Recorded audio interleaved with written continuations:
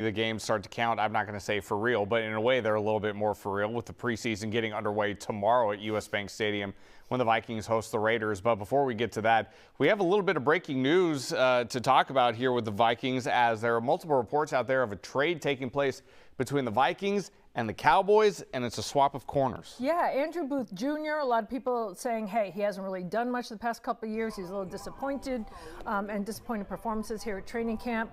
So a swap for Nahshon Wright with the Cowboys, who is a corner as well. Now, Nahshon was picked in the 3rd round, 2021, out of Oregon State. And let me tell you this, Pierre, it's kind of curious that they make this now. It's kind of like a fresh start for both guys. But if you look at the height, at least, Wright is 6'4", and he has length. And you know that maybe that's the type of player that Brian Flores can kind of drool over, maybe get on the right track. What are your thoughts? Well, certainly when you have a tall corner, that's a little bit of an advantageous position. You don't see too many corners that are taller than really 6 feet, 6'1" around the league. A guy who's 6'4" playing corner, that certainly could help you if he can stay on the field. Now, if you look at Nahshon Wright's track record in the NFL with the Dallas Cowboys, doesn't really pop there, and the same can be said about Andrew Booth Jr. And this could very well be a swap of guys who just need a fresh start, new scenery. Andrew Booth Jr. going to be coached by Mike Zimmer now down with the Dallas Cowboys, as he's the new defensive coordinator down there with the Dallas Cowboys. But Andrew Booth Jr., you could see it. The writing was kind of on the wall, buried in the depth chart in his 3rd year at training camp. And, you know, it's another swing and a miss by Kwesi Adofo-Mensah. And really, when you look at the track record of draft picks, particularly at that position, Louis-Cine, granted he's been injured, but when he was healthy, he didn't really make much impact yet. 1st round pick. Andrew Booth Jr., 2nd round pick. Jay Ward, 4th round pick. Hasn't really made his presence felt out on the field during his career. So, I mean, this right now, the track record drafting corners, and like I said, 1st round, 2nd round, and 4th round is nothing to sneeze at either. Right, I mean, that's a quality draft pick, a pick that's used to kind of help build the depth of your team. Not to say that Jay Ward isn't an NFL caliber player, because I certainly believe that he is. But when you're spending a 1st round pick on Louis-Cine and a 2nd round pick on Andrew Booth Jr., Andrew Booth Jr. is now out the door. We don't know what's going to happen with Louis-Cine at this point of his career. So you're already thin at the position, as we know, with the injuries that have happened in training camp. So it's just getting more and more curious by the day with this position group for Minnesota. Well, if you think of it from the Vikings' point of view, maybe they don't want to give up somebody else, right? Let's just do a swap this way, see what good we can make out of it. Here are some stats. So the first career start, ironically, for Andrew Booth Jr. was against Dallas back in 2022. He had 2 starts in 2 seasons, 23 games, just 20 tackles and 1 pass defended. But on the flip side, you're getting a guy 37 tackles, 5 pass defended, and 1 interception. Yeah, you could say he got an interception, but they're kind of even. From the Dallas Cowboy point of view, Mike Zimmer loves to take diamonds in the rough and mold them. But he also has the luxury of having Trayvon Diggs, Deron Bland, and they got that 5th round draft pick, Kalen Carson. So it's a no-lose for the Cowboys. And maybe that's the same thing for the Vikings, right? Like this guy, Andrew Booth Jr., he's had enough. We wanted him to step up, show what he could do in camp. He hasn't done that. We need someone else that can at least be a warm body in there and get a guy with length. Maybe a guy who can play special teams as well. Certainly could be used in that area of the football field. But, you know, it's take a chance versus take a chance. And here's an opportunity for, like you said, Brian Flores to get his hands on a guy who hasn't really gotten his career jump-started in Dallas, perhaps the way the Cowboys thought he would. Like Don said, a 3rd round pick, 99th overall, taken in that year's draft class in 2021. But, you know, at this point, you look at the trade itself, and you kind of shrug your shoulders. You're like, oh, okay, it's fine. It's not going to turn the Vikings on its ear. Just get somebody in here who can play corner. I don't care who it is. Just get somebody in here who can play corner if these injuries continue to pile up and you're not really seeing the results that you're hoping to see opposite Byron Murphy. Now, I know Shaq Griffin has been hurt. We haven't seen him back on the field yet since he's been hurt. So perhaps it's maybe a little more serious than the Vikings would lead us to believe. But as of right now, it's just a revolving door in that opposite corner spot outside Byron Murphy. Yeah, absolutely. And, you know, we're going to see a lot more when it comes to preseason depth than we've had in years past, right? Because they've already said they're switching the philosophy. They have new personnel here with the Vikings. Before it was if their starters are not playing. We're going to have to see them on the field. So let's see if this guy can come in, pending a physical for both players, get him in there, see what he can do. I mean, he's going to be dropped right into the B-flow defense. He might have to learn on the fly. Can't imagine that we'll see him out there tomorrow, but No. you know, I would imagine in the coming week we're going to see him in uniform here for the Vikings. The trade is still pending and physical, according to reports. The Vikings have not made that trade official as of yet, but multiple reports out there with Andrew Booth Jr. going to the Dallas Cowboys for Nahshon Wright. We'll see how that plays out for Minnesota. But it seems to me that they're still looking to do something with that position that is a mess because of injuries. Yeah.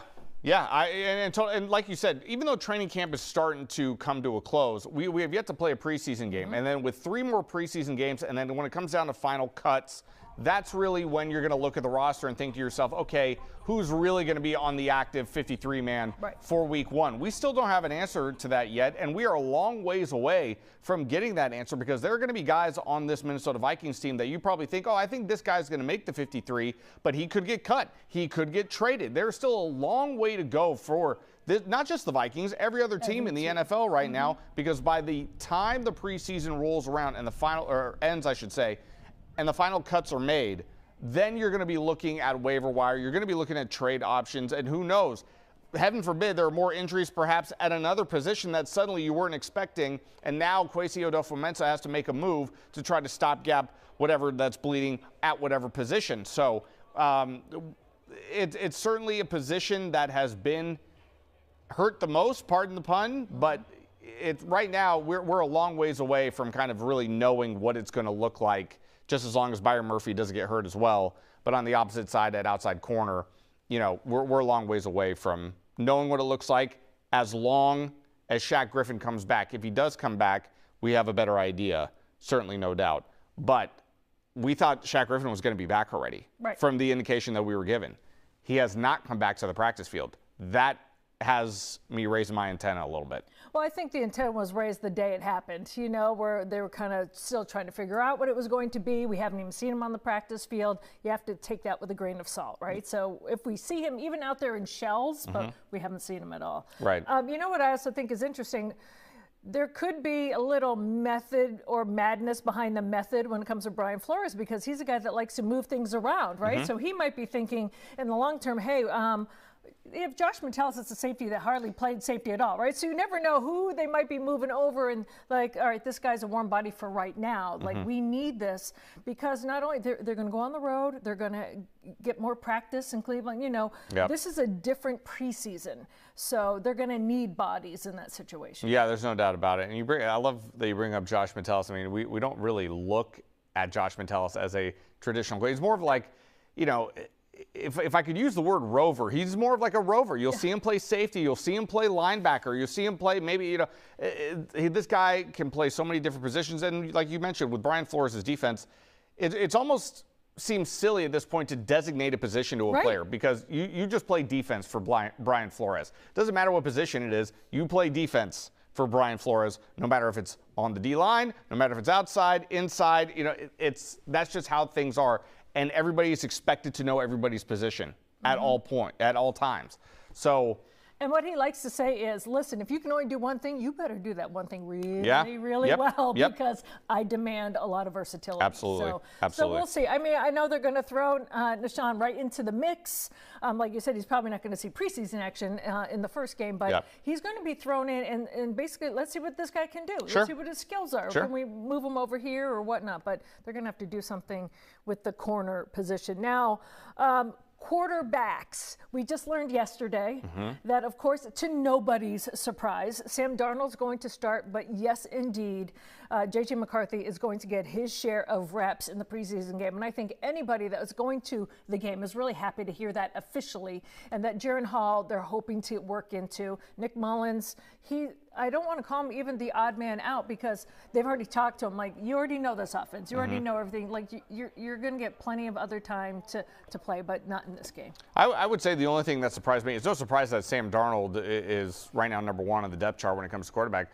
But ever since we've seen Kevin O'Connell take the reins here in Minnesota, we have not really seen many starters, including the quarterback, play at all during the preseason. That's what I said. That's a new philosophy for this year. And that, in regards to that, Sam Darnold in his first year under the offense, obviously I'm sure Kevin O'Connell wants to see him in game action, see how many reps, or see what he's able to do with the offense. I can't imagine we're going to see him very long in the season or the preseason opener against the Raiders. But yeah, Sam Darnold going to start. J.J. McCarthy certainly going to get his time. I know everybody's excited to see J.J. McCarthy to see how he does in live game situation. But Sam Darnold right now is in the driver's seat for quarterback one. I'd be shocked if that wasn't the case. When the regular season rolled around in week one, I think J.J. McCarthy is going to have to do really something spectacular to wrestle the job away from Sam Darnold when the regular season rolls around on September 8th. Yeah, and I think he's on par for a draft pick and someone that's brought in. You know, this is a unique situation.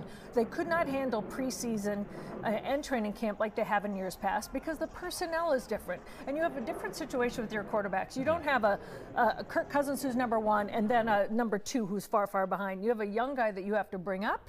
At the same time, you have to do so carefully, and yet you need a guy who's going to be a starter and has that. So that dynamic has to be handled so different than any other time in training camp in the past. But the interesting thing is many people that are out there every day, while JJ looks good, he's not ready yet. And while they're in a quote-unquote still competitive rebuild, you still want to win games. So you got to prepare your starting quarterback to get out there and win games. Yeah, no doubt about it. And, you know, I know there's been a lot of talk of, you know, should they just throw J.J. McCarthy into the fire right away? You know, for me, going into training camp, I was under the impression that there was no chance that J.J. McCarthy was going to start week one of the regular season. Sam Darnold, even though he's had his ups and downs throughout his career in the NFL, I thought was going to be the clear runaway winner of this job. However, now that we're over 2 weeks into training camp, I have to admit, in the sessions that I've seen, this quarterback race to me is a lot closer than people like to give it credit for, in my opinion. I know that Sam Darnold is going to start. I understand that. But J.J. McCarthy is doing some things that, especially in practice, and he's gone up against the ones, and I'm thinking to myself, you know, he's doing that a little better than I thought he would. The timing is still not there all the time. He likes to throw a lot of heat on the ball. You've seen him in the red zone drills. Sometimes he throws that ball, just whizzes a ball right through a receiver. I'm surprised they don't have a hole through their body with how strong J.J. McCarthy throws the ball. But this quarterback race, in my opinion, is a little bit closer than people like to believe. Sam Darnold is not going to lose. He would have to do something drastic, like I said, to lose the job. But I think the race is a little closer than people let on. Well, he's talented. They drafted him for a reason. He's going to be the quarterback of the future, but they have not faced another NFL defense yet, right? Even the guys on their own are saying, hey, we're not allowed to sack them. Yeah. Right? Yeah. Like they're extending plays and they're looking good, but it's because we're not allowed to sack them or hit them. So I kind of temper that.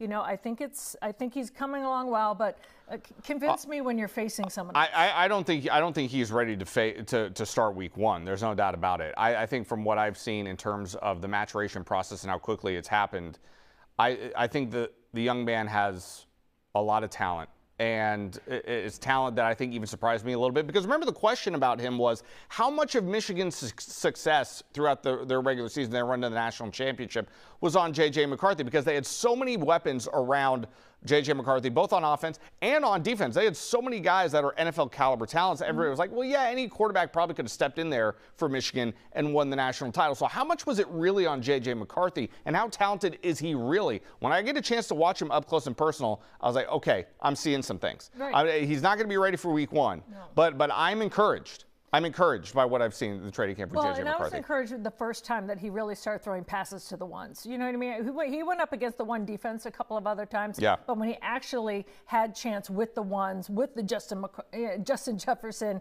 and all that, I was impressed. But yes, I'm very hesitant. I'm one of those people that you always have to convince. I think it's being handled well in training camp. He's got to earn it. He's got to earn it. Yeah. All right, we're going to hit a break. We're going to come right back. We have a lot more to talk about because not only do we have the Raiders coming into town, we have other quality battles going on. Stick around.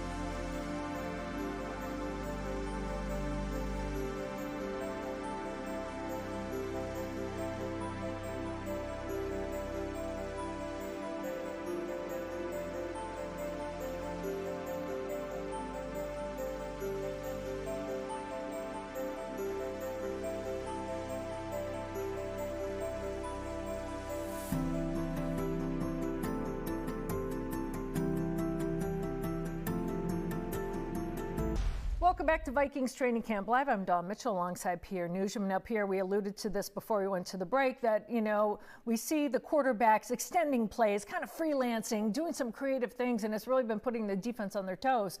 But the defense really has not been unleashed yet to go after a quarterback, and they'll have a chance to do that Saturday. Yeah, no doubt about it. And one of those guys that everybody's excited to see is the other first-round rookie draft pick, Yes, Dallas indeed. Turner, who is coming in highly touted. And, man, what a specimen this guy is. He just looks the part of an outside linebacker in this 3-4 scheme from Brian Flores. And he certainly, you caught up with him just the other day, and he sounds like he's eager to put his hand in the dirt and hit somebody else that isn't his teammate. Yeah, and I love it. This guy, a lot of these, when you get a draft pick, they're kind of hard to come out of their shell, and he is not. He is quality, he's comfortable, and he's confident, Pierre, on the field as well. And so when I was chatting with him, I said, do you like kind of that freelancing that the quarterbacks get to do? And like we said, he can't touch him, and that's just making him hungrier and hungrier. This is what he said yesterday.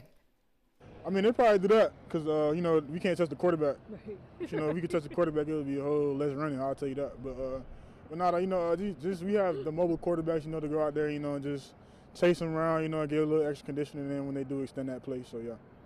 So with that said, you're eager to get after the quarterback. I mean, man, I'm itching. Hungry, I'm itching. right? I'm itching bad. Itching bad. Like I said, in Minnesota, when someone's itching in the summer, it's not a good thing. No. That is an awesome thing. Yeah, no doubt about it. And, listen, we've talked all throughout the offseason about how, yes, Danielle Hunter was let go. He walked out the door, and then that's a lot of sack production to try to replace. But it doesn't, even though Dallas Turner was drafted in the middle of the first round, it doesn't have to be all on one guy. Jonathan Grenard was signed. Andrew Van Ginkel was signed. The double-digit sack production from Danielle Hunter can be supplemented by more than one guy. And even though Dallas Turner doesn't have, in my opinion, to have a successful season, Dallas Turner doesn't have to come in year one and have 10 sacks in his rookie year. Sure, that would be amazing. Right. Everybody would love that. But when you have Grenard and Van Ginkel, two vets on the team who are also going to command playing time and play the position well, if you produce or simulate that production from Danielle Hunter across the board, that's what I'm looking for. That's what I'm looking for. I'm not looking for Dallas Turner to come in and be the next replica of Danielle Hunter. Again, that would be awesome, but I don't want to put too much too soon on a rookie like Dallas Turner. But he's coming in highly touted. I think a lot of people are expecting a lot of great things out of him, and I think he's in a perfect position with a guy like Brian Flores who can really kind of prep him and get him ready and get his NFL career going on a smooth note. You bring up Van Ginkel, too. He's getting healthier and healthier, and I'm just really excited to see what he can do once he gets on the field and what this defensive line can do, right?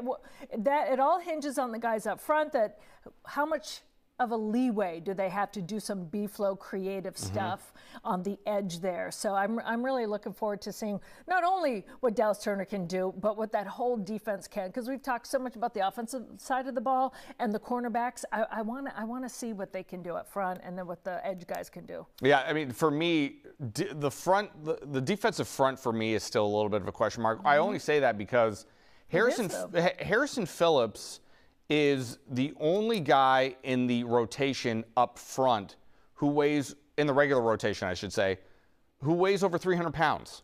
There's not a lot of beef in the trenches for me right now. So you got to get creative with how you're going to create mismatches, create pressure on quarterback, because I don't really anticipate a lot of push from the defensive line because they're a little undersized. So Brian Flores is going to have to get a little creative with that. Again, maybe that's an area that they look at before the regular season starts, but that would be my only point of observation and concern at this point. Right, do they make it up with strength and speed? A little razzle-dazzle. I mean, you just never know how, especially with B-flow, what he's going to do. Yeah, we saw Patrick Jones lining up at defensive tackle at one point, which I wouldn't expect to see a lot of that in the regular season, but there's mixing and matching going on. So, yeah, to your point, Don, you said it, perfectly. Everybody's got to know their role, learn somebody else's role, and you got to be ready because you don't know which role you're going to be thrown into on a weekly basis. Oh, and we as journalists, we don't know what to look for. No, so we have to be ready. Not at this point. Who's over there? I love to see B-Flow stunts and all of his disguises going on. So he's a great defensive mind. So it'll be interesting. All right, we're going to hit another break. When we come back, we have one more segment for you on Vikings Training Camp Live.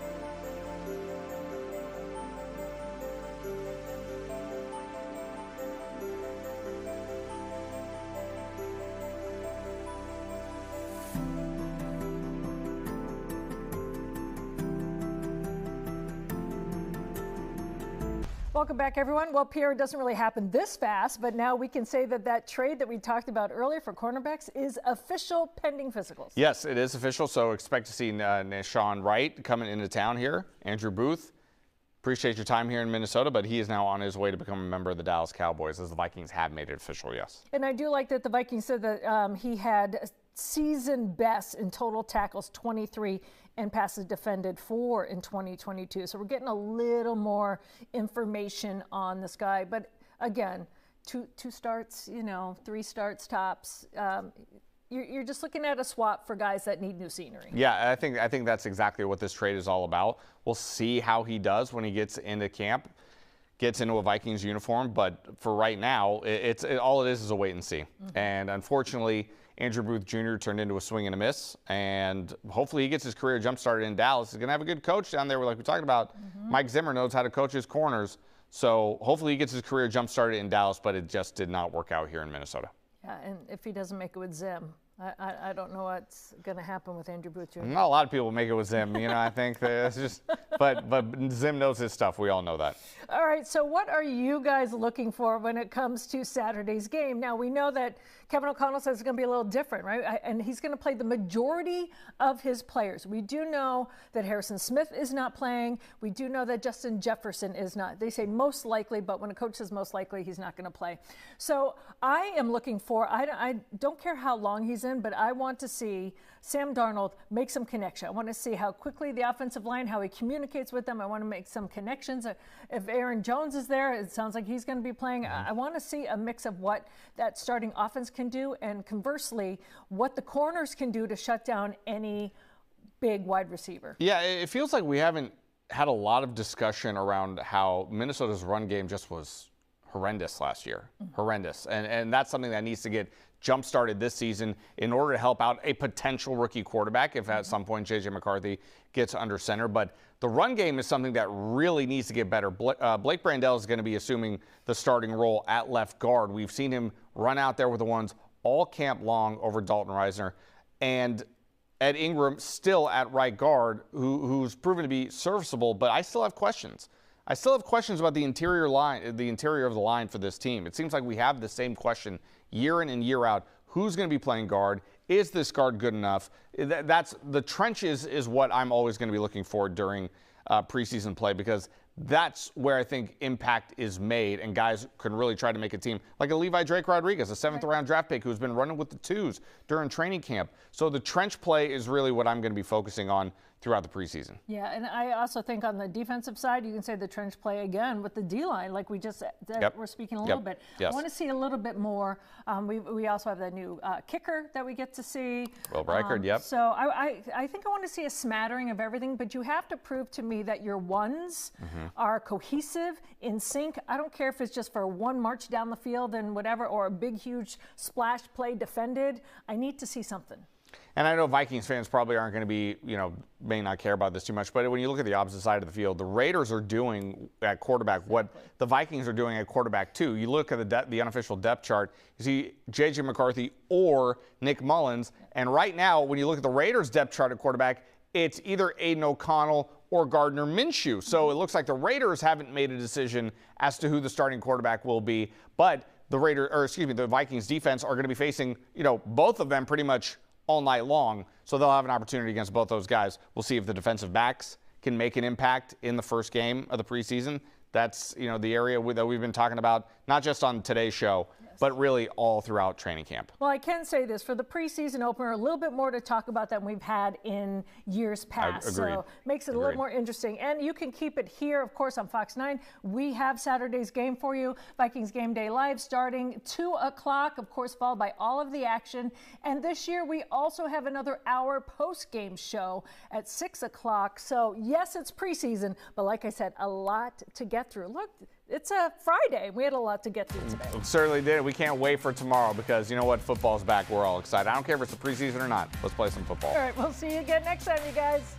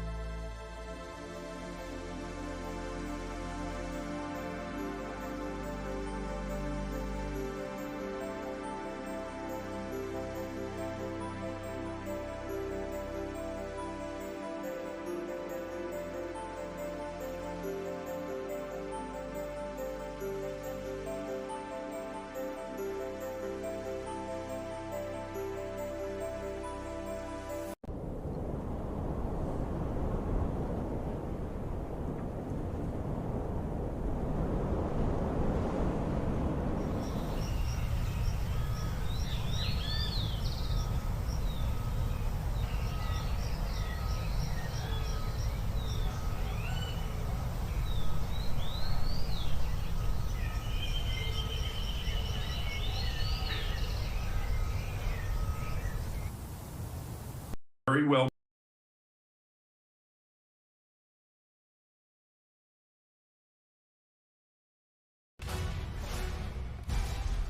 Hi, everybody. Welcome to Vikings, shall we say, training camp extended live, since technically the only thing left, Pierre Nugent was joining me. The only thing left is Monday night's practice, really, for training camp. So much has happened in this day. It's going to be that way for months now, don't you think? Yeah, and finally we're going to see the games start to count. I'm not going to say for real, but in a way they're a little bit more for real, with the preseason getting underway tomorrow at US Bank Stadium when the Vikings host the Raiders. But before we get to that, we have a little bit of breaking news to talk about here with the Vikings, as there are multiple reports out there of a trade taking place between the Vikings and the Cowboys, and it's a swap of corners. Yeah, Andrew Booth Jr., a lot of people saying, hey, he hasn't really done much the past couple of years. He's